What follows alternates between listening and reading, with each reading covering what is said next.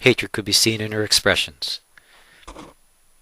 In spite of being restrained by 3 of the men, she continued to struggle to strike those before her. At times she screamed and howled like a dog. She repeated, "Put away that shit," or "Stop with that shit," referring to the holy water. The first session lasted over 3.5 hours. Later, when asked what she experienced, Anneliese stated that she was fully aware of her actions, but was like one in the background, just looking on with no influence on her actions. She stated that the demons were using her voice, and that she was just a spectator, without any control of what she was doing. Father Renz explained that sometimes it seemed like someone was shaking Anneliese, or that it was like she was jerked from behind. Since Father Renz was too busy praying the Latin prayers, sprinkling the holy water, etc., all according to the Roman ritual, beginning at the second session, the exorcism sessions were tape recorded. All those present were convinced of Anneliese's possession, and placed their hopes in the exorcism sessions to free her.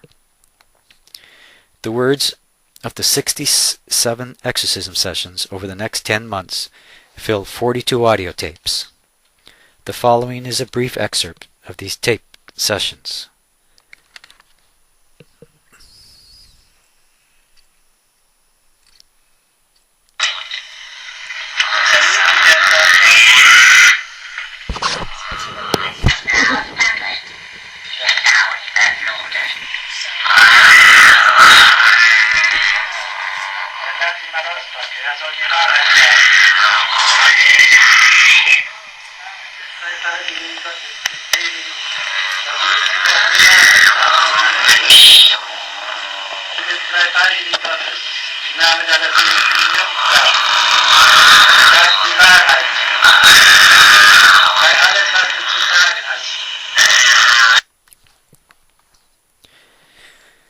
Six demons revealed themselves over time: Judas, Lucifer, Cain, Hitler, Nero, and a fallen priest by the name of Fleshman.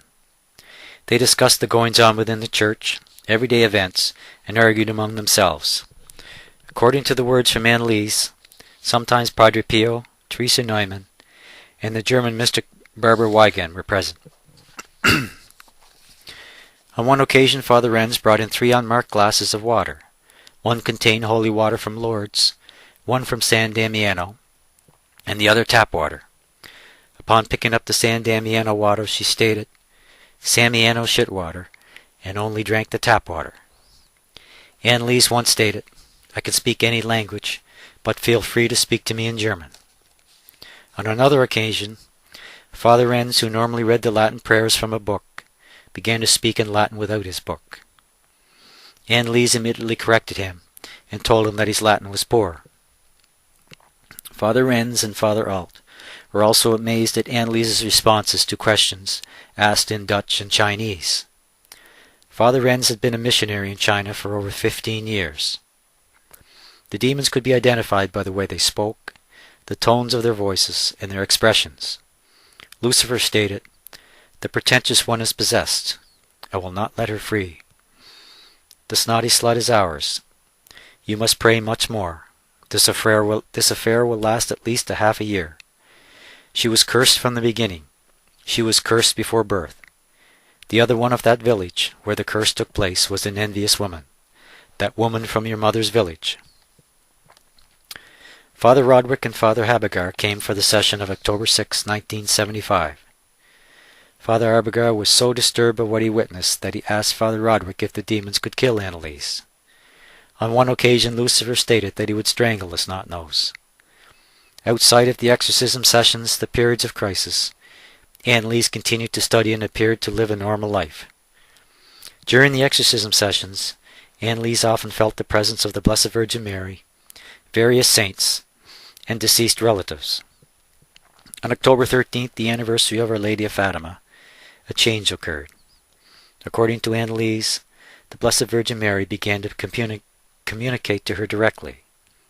She was instructed to record what she was told and report this to Father Renz. She began to keep a diary. From her diary entry of October 13, 1975, we read, "Mother of God, you will often receive inspirations of this kind from me. Things will not always be easy for you. Tell this to Father Arnold. Remember, he is your spiritual advisor.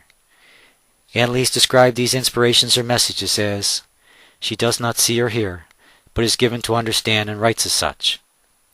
There were also diary entries of her Savior. For example, every suffering, even the most commonplace, bears much fruit when united to my suffering. You will suffer a great deal and do penance even now, but your sufferings, your sadness, and desperation will help me save souls. Mother of God, later you will also have visions, if I understood correctly, as compensation for the satanic countenances that I experienced in the past and continue to see. I am not sure if this was not something Satan deluded me with. Diary entry of November 10th, 1975. You will pass all your tests, but you are going to be called upon to undergo tests of a different kind. I will give you my grace. You will be true until death. The exorcism sessions of November and December 1975 were uneventful. Between her trips home, Anneliese worked on her thesis. In early 1976, the sessions became shorter and less eventful.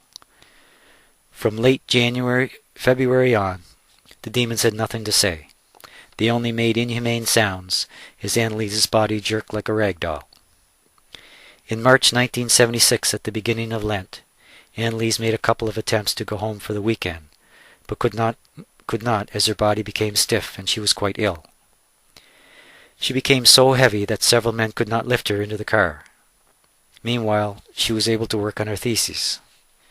At Anneliese's request, Thea Hein came for a visit. Anneliese attempted to make Thea promise not to let anyone call a physician on her behalf. Anneliese had a deep fear of being found mentally unstable and sent to a mental institution. In April, Anneliese told Father Alt that May and June were going to be difficult months, but July would bring a resolution to her condition. On April 14th, Anneliese met with Dr. Veth to discuss her thesis. On Holy Thursday evening, 1976, Anneliese went to church to pray. She had barely began when she began to sweat profusely. It was late before she made it back to her room. She spent the night on the floor, unable to sleep. She spent Good Friday morning before the altar. After Good Friday services concluded, she remained in the church. Several hours later, a friend found her with her eyes closed, holding a prayer book in a trance-like state. Later, she returned with Peter and found Anneliese in the same position.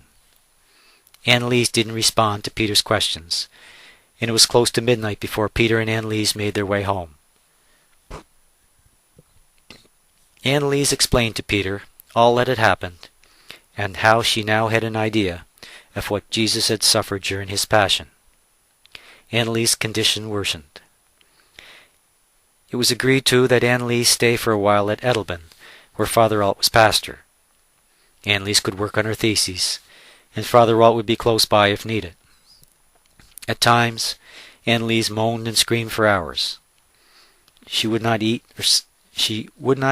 and slept on the floor. While in Edelman, Anneliese stated to Father Alt very seriously, "I know now what will happen. I know that this coming summer will be hard and terrible, and I know I will not survive. No one can tell me any different. I will not survive." When Anneliese was not afflicted, she was cheerful and a joy to be around. One minute she could